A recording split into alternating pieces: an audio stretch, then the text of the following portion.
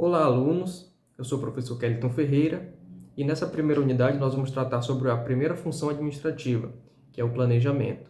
É onde inicia todo o processo organizacional, a partir da definição de metas e objetivos e preparação para a organização dos recursos e funções subsequentes, como direção e controle. Na apresentação que vocês têm disponível, nós temos alguns conceitos, onde, de acordo com Jones e George, planejamento é o processo que os administradores usam para identificar e selecionar os objetivos e os modos adequados de ação de uma organização. Então, trata-se da primeira etapa das funções administrativas e da proposta inovadora apresentada pela ciência da administração. Ou seja, até então, antes da administração, as atividades eram feitas sem um planejamento adequado. Então, a administração como ciência trouxe essa etapa prévia que antecede todas as ações dos administradores, chamada planejamento. Ou seja, é você pensar um pouco antes de agir. Que recursos vai utilizar, do que vai necessitar, se você tem a estrutura disponível, né? E tudo isso aí para ajudar você a alcançar o objetivo organizacional. E quando a gente fala em planejamento, a gente pensa logo em planejamento estratégico, né? Ou seja, definir também as ações, as estratégias que ajudarão os administradores a pautar as suas atividades. Então, o conjunto de ações e decisões tomadas para ajudar uma organização a atingir seus objetivos é a sua estratégia, ou seja, as ações planejadamente, né, pensadas planejadamente para fazer com que as atividades, o trabalho e os processos sejam executados da melhor forma.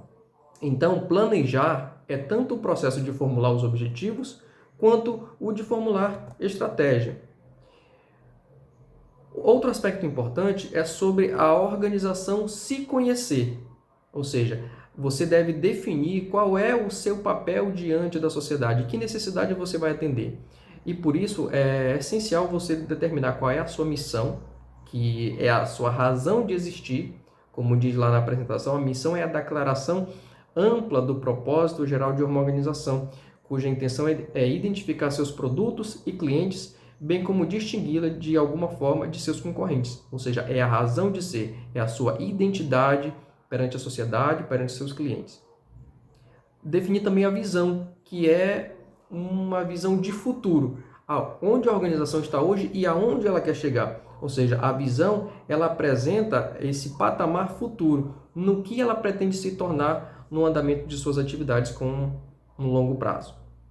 Além disso, deve determinar também os valores que guiarão essas ações. São os princípios éticos que norteiam todas as ações da empresa. Então, essa tríade, missão, visão e valores, ajudam a organização a se conhecer, saber a sua identidade, saber os seus recursos, a sua razão de existir, aonde ela quer chegar e como o comportamento dos funcionários deve se pautar perante a sociedade. Então, nós temos o planejamento estratégico em 3 níveis, né? O nível institucional, que é o planejamento na alta cúpula da organização, ou seja, é realizado o mapeamento ambiental, a avaliação das forças e limitações da organização, além de verificar também fatores como incerteza e imprevisibilidade. No nível intermediário, é o planejamento tático, onde ocorre a tradução e interpretação das decisões que foram tomadas naquele nível superior, o nível estratégico, e são transformados em planos concretos ao nível departamental, né? Nesse nível de diretoria. No nível operacional, é o planejamento operacional, ou seja, onde as ações são colocadas em prática, né? Então, o desdobramento dos planos táticos de cada departamento em planos operacionais, em planos de ação, propriamente dito, ação concreta, para cada tarefa ou atividade. Nesse quesito já tem que ter uma certa certeza e previsibilidade das ações. Então, nós temos esses 3 níveis, né? Então, vem no nível superior, o nível hierárquico estratégico, passando pelo o tático e também o operacional. Nesse sentido, é bom considerar também os fatores críticos de sucesso, né? Ou seja, nem todos os fatores eles são determinantes para o sucesso organizacional. Então, nós temos alguns fatores que eles são chamados fatores críticos, são aqueles mais importantes. Então, são elementos condicionantes, ou seja, sem a abordagem desses elementos, é difícil conseguir o sucesso, alcançar o sucesso e os objetivos organizacionais. Então, são elementos condicionantes no alcance dos objetivos da organização, ou seja, aspectos ligados diretamente ao sucesso, e que, se não estiverem presentes, os objetivos dificilmente serão alcançados. Então, de acordo com Silva, esses fatores críticos de sucesso também servem de base para as políticas da organização e serão a resposta para superar as ameaças do ambiente, que são imprevisíveis, e também considerando, claro, os pontos fracos que toda organização tem, né? E eles devem também ser suficientes para capitalizar as oportunidades em virtude dos pontos fortes da organização. Ou seja, ela minimiza esses pontos fracos e ajuda a potencializar os pontos fortes. E, com isso, claro, vai ajudar a identificar as oportunidades de mercado onde a organização deve centrar seus esforços. Então, há também algumas fontes de identificação desses fatores críticos. Claro que eles vão variar de organização para organização. É por isso que cada organização precisa conhecer-se, né? Saber a sua razão de existir, saber os seus objetivos, ter isso bem determinado. E cada uma vai ter os fatores críticos de sucesso diferentes, né? Por isso que depende de cada uma. Então, através de uma pesquisa de mercado, você conhecer os seus pontos fortes e fracos, tanto o seu quanto dos seus competidores, por isso fazer uma análise de mercado ampla.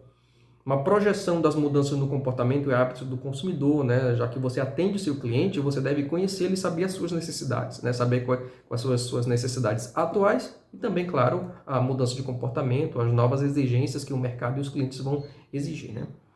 A adoção de novas tecnologias, estar atento às mudanças nesse setor, mudança de legislação também, e também pesquisa e desenvolvimento de novos produtos e serviços, né? Para acompanhar essa mobilidade das intenções, das exigências do mercado, você também precisa fazer pesquisa e desenvolvimento, precisa estar antenado para saber quais são esses novos produtos que a sociedade anseia, né? Por isso, identificar essas oportunidades.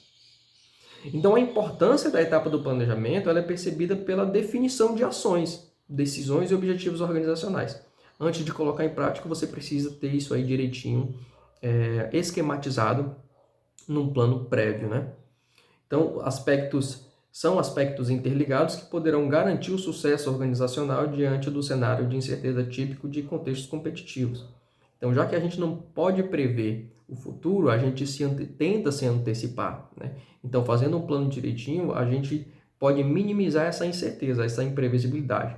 É claro que não se está dizendo aqui que o planejamento ele vai garantir o sucesso organizacional. Ele é uma aposta, mas mais difícil seria se ninguém planejasse nada, né?